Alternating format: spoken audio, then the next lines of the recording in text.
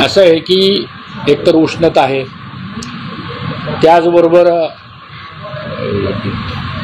आम्ही ज्यावेळेस 21 बैठका घेतल्या पंचायत समिती गणवाईज, अतिशय चांगला प्रतिसाद मतदारांनी दिला.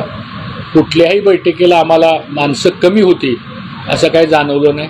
न बाहेरची कुठली माणसं आम्ही आणली नाहीत, त्या त्या गणातलीच माणसं आणि त्या त्या गावातलीच माणसं ही आमच्या बैठकीला होती. अतिशय सुंदर कार्यक्रम नियोजनबद्ध झाला. त्याच्यानंतर मागच्या 4 दिवसामध्ये आमच्या सर्व जिल्हा परिषद गटामध्ये जवळजवळ 700 ते 750 घोंगडी बैठका झाल्या आणि त्या घोंगडी बैठकीचे फोटो आपल्यालाही माहिती आहेत. प्रत्येक ग्रुपवरती फोटो टाकलेले आहेत आमच्या कार्यकर्त्याच्या झालेल्या घोंगडी बैठका. त्यालाही रिस्पॉन्स खूप चांगला त्या त्या गावातल्या घोंगडी बैठकीला मतदारांनी दिला आणि आता आज आमची दिवसभर ह्या बैठका झालेल्या आहेत. मला असं वाटतं की आमचा भारतीय जनता पक्षाला मानणारा जो मतदार आहे तो मतदार महायुतीचं काम करण्याकरता आता पूर्णपणे सज्ज झालेला आहे.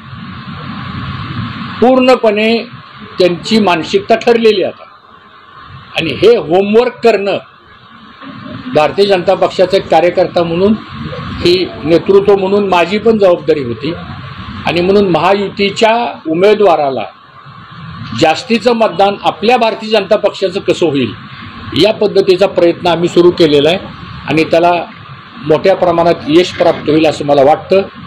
ठीक आहे, आता समोरच्या राष्ट्रवादी काँग्रेस पक्षामध्ये विभाजन झालेलं आहे आणि इंदापूर तालुक्याची जर आज आकडेवारी बघितली तर विधानसभेची आकडेवारी जर बघितली तर माझ्या विरोधामध्ये राष्ट्रवादी काँग्रेस पक्षाला 1,15,000 मतं पडली होती, मला 1,12,000 मतं पडली. आता त्या 1,15,000 मध्ये विभाजन झालं. आता कोणाच्या बाजूने किती गेले हे आम्ही सांगू शकत नाही कारण तो आमचा प्रश्न नाही. पण एवढं मी सांगू शकतो की आमची 1,12,000 जी मतं होती ती वाढलेली आहे.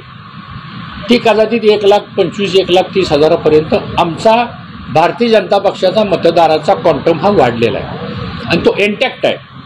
म्हणून तर ह्या सगळ्या बैठकीला गर्दी दिसती, कार्यकर्ते येतात, सामान्य माणसं येतात आणि महायुतीच्या उमेदवाराचं अशा परिस्थितीमध्ये काम करणं हे कार्यकर्त्यांनी सुद्धा म्हणजे खूप मनाचा मोठेपणा दाखवून काम करतात आणि त्यामुळे मला खात्री आहे की आज गणित जर बघितलं तर निर्णायक मतदान हे भारतीय जनता पक्षाकडे आहे आणि ते निर्णायक मतदान हे उद्या महायुतीच्या उमेदवाराच्या पारड्यामध्ये कसं पडेल अशा प्रकारचा आमचा प्रयत्न आहे.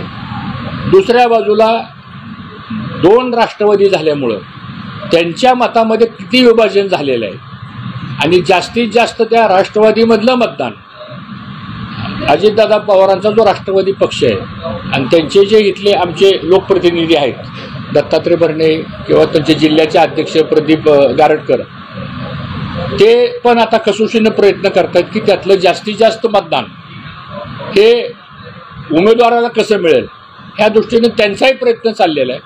पण आमचा प्रयत्न ह्या पद्धतीने चाललेला आहे आणि आता उद्यापासून मात्र आम्ही वेगवेगळ्या प्रचार करत होतो. आता उद्यापासून ह्या संयुक्तिक सभा यासाठी घेतलेल्या आहेत की वरिष्ठ पातळीवरती ठरलं होतं की संयुक्त सभा घ्यायच्या आणि मला वाटतं ह्या संयुक्त सभांना आता उद्यापासून सुरुवात होते.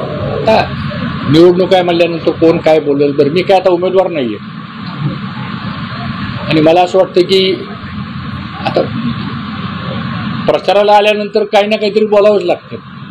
तर ते कोणत्या रेफरन्समध्ये बोलले मला काही माहीत नाही, परंतु आम्ही मात्र ठरवलं आहे की महायुतीचा आपण धर्म पाळायचा आणि महायुतीच्या उमेदवाराचं आपण प्रामाणिकपणे काम करायचं. असं आहे की या सगळ्या प्रश्नांच्या बाबतीमध्ये नाराजी होती, पण एक लक्षात ठेवा आता कार्यकर्त्यांची नाराजी होती, काय लोकांच्या मनामध्ये प्रश्न होते, काय लोकांच्या मनामध्ये शंका होत्या.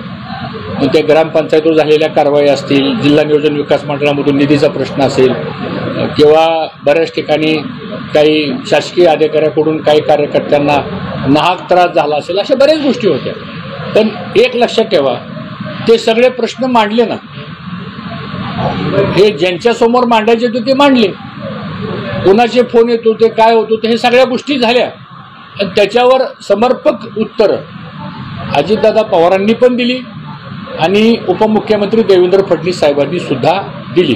त्यामुळे ते प्रश्न बऱ्यापैकी आम्ही प्रश्न मांडला, त्याला सोल्युशनही काढलं. आता जी एखादी घटना घडूनच गेली असेल ती आज आपण काही परत माघारी आणू शकत नाही, पण किमान इथून पुढे ह्या घटना घडणार नाहीत, इथून पुढे अन्याय होणार नाही, इथून पुढे हा त्रास होणार नाही, या सगळ्या प्रश्नांच्या बाबतीमध्ये योग्य ठिकाणी योग्य पद्धतीनं विचारविनिमय झालेला आहे. दुसरा प्रश्न असा आहे की स्थानिक लेवलचे प्रश्न अनेक आहेत, स्थानिक लेवलच्या समस्याही अनेक आहेत, पण हे सगळं जरी खरं असलं तर हे सोडावं लागतील आपल्याला. पण त्याहीपेक्षा ही निवडणूक राष्ट्राची निवडणूक आहे. 140 कोटी लोकांचं भवितव्य आपण कुणाच्या हातामध्ये सुपूर्त करायचं आहे, यासाठी ही निवडणूक महत्त्वाची आहे. आणि मला असं वाटतं की तिसऱ्यांदा मोदी साहेबांना पंतप्रधान केल्याशिवाय हा देश सुरक्षित राहू शकत नाही.